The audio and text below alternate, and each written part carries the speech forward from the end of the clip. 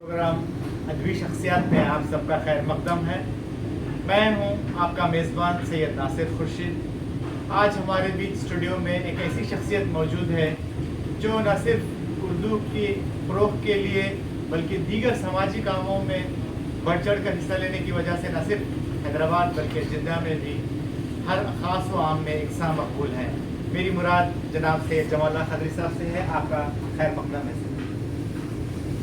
पहला सवाल आपसे मैं ये पूछना चाहूँगा, आप अपनी जो बचपन की ज़िंदगी थी उसके बारे में कुछ बताएं, कैसे वक्त गुजरा आपका, और ऐसा कोई वाक़या जो हमारे नाज़रीन को आप बताना चाहेंगे, दिलचस्प वाक़या। ये पहली चीज़ तो मैं आपका शुक्रगुजार हूँ कि आपने मौका दिया चैनल पर किया, आपका शुक्रगुजार हूँ। मेरे बचपन के ताल्लुक़ से ये अर्ज़ करूँगा कि मेरी खुशकिस्मती है कि वालिद बुजुर्गवार की निगरानी में अपने बचपन को हैदराबाद के मोहल्ले का टुकड़े में गुजारा। 1959 में वालिद मोहतरम ने सदर मदरस की वजह से वजीफ़े और उसमें खिदमत पर संतोषी के बाद एक मदरसा खुद अपना उन्होंने कायम किया। उसी मदरसे में मैं भी पढ़ता रहा। जहाँ तक कोई काबिल ज़िक्र वाक़े की बात है, उस मदरसे में जहाँ मैं पढ़ता था, अपने वालिद साहब थे, वहाँ रियाजी के एक उस्ताद थे, बहाउद्दीन साहब। उन्होंने बोर्ड पर एक सवाल लिखा और सब तमाम बच्चों से कहा कि इसको हल करें। उस ज़माने में होता ये था कि एक रफ़ कॉलम होता था जहाँ पर जमा ज़रब तफरीक वगैरह करके और उसका जो जवाब आता उसको हम जो वहाँ लिखा था। तो मैंने भी वैसे ही किया, लेकिन जल्दबाजी में जवाब रफ़ कॉलम में रह गया, फिर कॉलम में मुंतकिल करना भूल गया। उस्ताद मोहतरम ने कहा कि एक काट माट उस पर डाल दी और कहा कि इसका जवाब लिखा नहीं। मैंने बताया कि जवाब तो मौजूद है वहाँ। उन्होंने कहा कि ये इसको तस्लीम नहीं किया। मैंने कहा वो उस वक्त सुनते हैं 5वीं जमात का तालिब इल्म था। मैंने कहा उस्ताद साहब ये अक्लमंद को इशारा काफ़ी है, पता नहीं था मुहावरे कहाँ कैसे इस्तेमाल करते हैं। तो वो जैसे हमने वो मुहावरा इस्तेमाल किया, उस्ताद साहब को तैश आ गया और वो उठे और आए और मेरा हाथ मरोड़ कर एक जोरदार गुस्सा रसीद किया और ले जाकर बेंच पे खड़ा किया। मेरे एक दोस्त ने मुझसे कहा कि तुम्हारे वालिद का स्कूल है, तुम ऐसी बात खा रहे हो, जाओ अब्बा से शिकायत करो। मैं फौरी दंदनाता हुआ तेजी के साथ बाहर निकला और रोता हुआ अपने वालिद के पास पहुँचा। वालिद साहब ने जैसे ये सुना, वो हमेशा उनके पास एक बेत की छुरी हुआ करती थी, वो साथ लेकर निकल के आए। आकर उस्ताद से कहने कि ये आपकी इजाज़त के बगैर बाहर निकला। कहने के नहीं।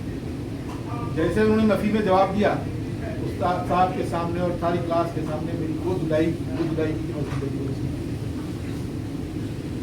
माशाअल्लाह, बहुत दिलचस्प वाक़या हमारे स्टूडियो के सामने भी इससे महसूस हो रहे हों। जमाल साहब, ये बताइए, तालीम मुकम्मल करने के बाद सऊदी अरब की रवानगी, सऊदी अरब की आमद और फिर यहाँ आकर अपने मसरूफियत के बावजूद एक समाजी खिदमत में आप अपना वक्त देते हैं। आप पहले तो ये बताइए कैसे आप इसको जो है कर पाते हैं और इसके ऊपर थोड़ी सी रोशनी डालते हैं। नासिर खुर्शीद साहब, तालीम तो खैर कभी मुकम्मल होती नहीं। जैसे सिखाया जाता है और बताया जाता है कि महद से लेकर लहद तक तालीम का सिलसिला जारी रहना चाहिए। चुनांचे BSc के बाद मैं बॉम्बे यूनिवर्सिटी से MBA किया और 75 में जिद्दा आया और यहाँ आकर भी अपने तालीमी सिलसिले को जारी रखा। मौलाना आज़ाद यूनिवर्सिटी से MA उर्दू किया और जहाँ तक सामाजिक खिदमत का ताल्लुक़ है, मैं समझता हूँ ये मुझे विरसे में मिला है, क्योंकि मैं अपने वालिद के साथ उस ज़माने में एक अंजुमन हुआ करती है, अंजुमन मोइनुल मिल्लत, जिसमें गुरबा और वरसा लावारिस जो लोग होते हैं उनकी तजहीज़ और तकसीम का इंतज़ाम किया जाता है। तो वालिद साहब अक्सर मुझे साथ ले जाते और मुझे बताते थे कि ये गरीबों की इस तरीके से मदद करना, तो दरियाफ्त करना होगा, किसी के बाद पेपर लिया कर दे देना, इस किस्म के छोटे मोटे काम वहाँ उनके साथ किया करता था। बहरकब इस तरीके से अल्हम्दुलिल्लाह कुछ आदतें वहाँ पर से थी और जिद्दा आने के बाद 1 साल तो अपनी मुलाजमत वगैरह में सेट होने में लग गया और दूसरे साल से ही कुछ अपने हमवतन जब यहाँ आने लगे, नए थे, तो कहीं सेट करने के लिए सबसे पहले मैंने किलो सवाल एक घर लिया اور اس گھر میں کوئی 10-12 حضرات کو وہاں سے آئے ہوئے تھے باہر سے، ان کو اس گھر میں رہائش کا موقع فراہم کیا، اور پھر اپنے کچھ ہم خیال گروپ کے لوگوں کے ساتھ مل کر ان کو وہاں پر سے ہم رہنمائی کرتے رہتے کہ کس طریقے سے کیسے جو ہے کہاں جائیں جاب کے لیے، کس طریقے سے کہاں پر جا کر اپنے ملازمت کو تلاش کر سکتے ہیں درس کے، اس طریقے سے یہ ساری چیزیں ہوئی۔ اس کے بعد یہ سلسلہ چلتا ہی رہا، اور بھی کچھ ضرورت حضرات ہماری ٹیم میں شامل ہوتے رہے، اور لوگ جو مالی اعتبار سے پریشان ہوتے تھے ان کی پریشانیوں میں کچھ مدد کر دینا، کبھی لوگ کچھ گھریلو جھگڑے اور دیگر مسائل میں مبتلا ہوتے تو ان کے مسائل کو حل کرنا، مسائل کی کوشش کرنا، اور اسی طریقے سے بعض لوگوں کی ملازمت چلی جاتی تو ان کو پھر کچھ رہنمائی کرنا کہ کس طریقے سے کیسے وہ اپنے پھر دوسری ملازمت حاصل کر سکتے ہیں۔ الحمدللہ اس قسم کے کام جاری ہے۔ ماشاء اللہ غیر غیر میں اس قدر خدمات انجام دینا، اور بالخصوص جیسا آپ نے فرمایا کہ جن لوگوں کی ملازمتیں نہیں ہیں یا ان کو کچھ اور آگے بڑھنے کے لیے تقویت پہنچانا، یہ واقعی قابل ستائش ہے۔ جیسے سامعین کرام آپ سب جانتے ہیں کہ جناب جمال اللہ قادری صاحب جو ہے ایک اردو کے لیے گرو رواں ہیں، اردو اکیڈمی میں ان کی خدمات قابل ستائش ہیں، سب لوگ جانتے ہیں۔ سر ہم آپ سے سننا چاہیں گے کچھ اردو اکیڈمی کے آپ کے جو کام ہو رہے ہیں کس قسم کے ہیں، اور اس پر آگے آپ اس کو کس طریقے سے دیکھ رہے ہیں؟ جی بہت شکریہ خورشید صاحب۔ یہ رفقت اردو اکیڈمی جدہ ایک ٹیم کا نام ہے جو اردو کے لیے کام کیے جا رہے ہیں۔ 1998 میں اس کا قیام عمل میں لایا گیا تھا، اس کچھ اہداف یہ تھے، ہم نے پہلے سے کچھ اہداف منتخب کیے تھے کہ اردو کی پرورش، اردو کو پروان چڑھانے کے لیے ہمیں چاہیے کہ کچھ وہاں پر کے جو بچے ایسے غریب ہیں تعلیم حاصل کر رہے ہیں اردو سے، ان کو مفت یونیفارم، اسکول بیگس وغیرہ یہ تعلیمی اشیاء ایسے کچھ فراہم کر کے ان کی ہمت افزائی کریں۔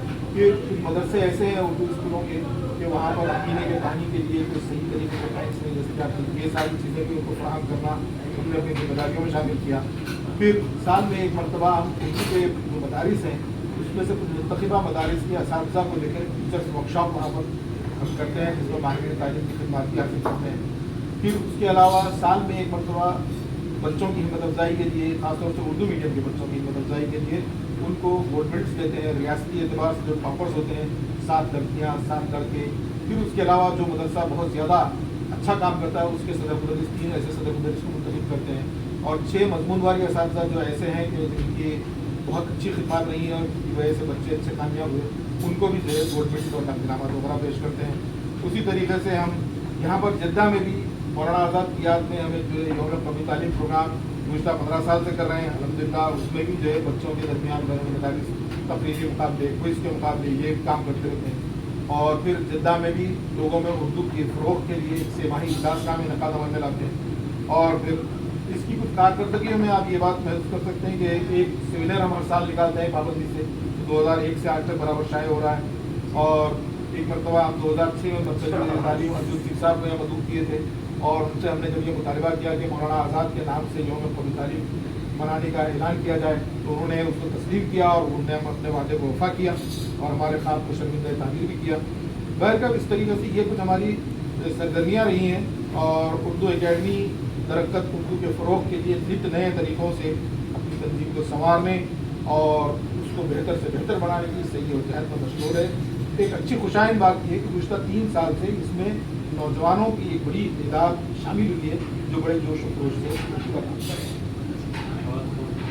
میرا خیال سے اگر ہم آپ سے گفتگو کرتے رہیں اردو اکیڈمی کے بارے میں تو ایک لمبی فہرست ہے سامعین، چونکہ میں خود جانتا ہوں آپ کے جو خدمات ہیں، میرا خیال ہے بہت اختصار سے آپ نے کام لیا اور چند پہلو پر آپ نے صرف نظر ڈالی ہے۔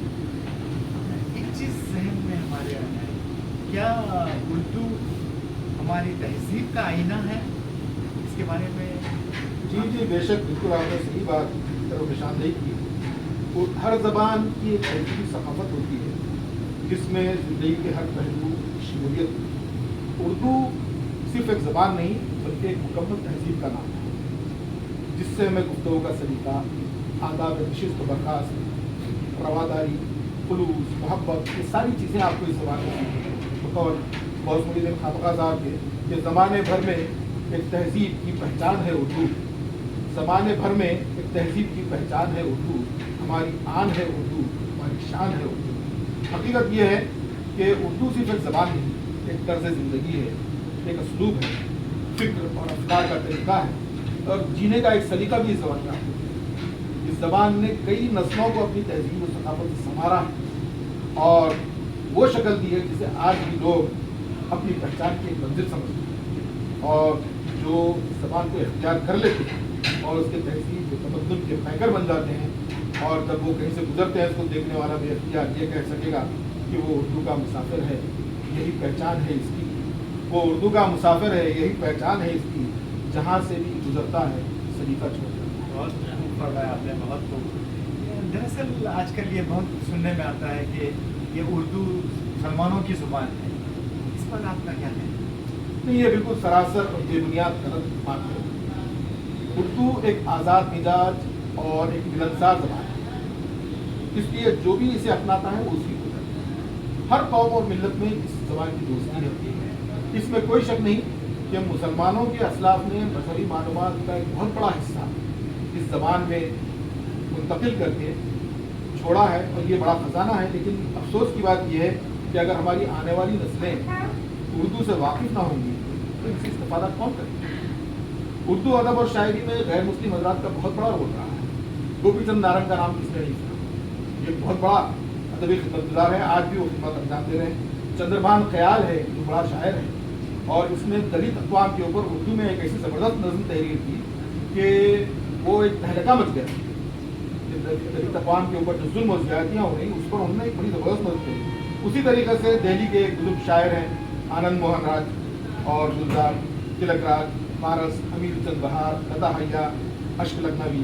ईसाई के भी एक शायर हैं शौक दारंदरी और पारसी के एक शायर हैं जिनको नौरोज कोतवाल कहते हैं। ये सब आज भी मुशायरों में अपना कलाम सुनाते हैं और काफ़ी मकबूलियत रखते हैं। ये और बात है कि फिराक गोरखपुरी, जगन्नाथ आज़ाद, प्रेमचंद और कृष्ण चंद्र, राजेंद्र सिंह बेदी या कुंवर महेंद्र सिंह और कृष्ण बिहारी नूर वगैरह जैसे शोरा, हिंदू शोरा आज देखने में नहीं मिलते, लेकिन ये अभी भी उसकी मकबूलियत बराबर है। आप खुद हमारे उर्दू एकेडमी के अगर किसी प्रोग्राम में आप तशरीफ लाएंगे तो वहाँ टॉपर्स की लिस्ट में हर साल 2 या 3 हिंदू लड़के या लड़कियां में ऐसी मिलती हैं जो टॉपर्स में उर्दू मीडियम से टॉपर्स करते हैं। ये खुद उर्दू की जरिए है उसकी मकबूलियत।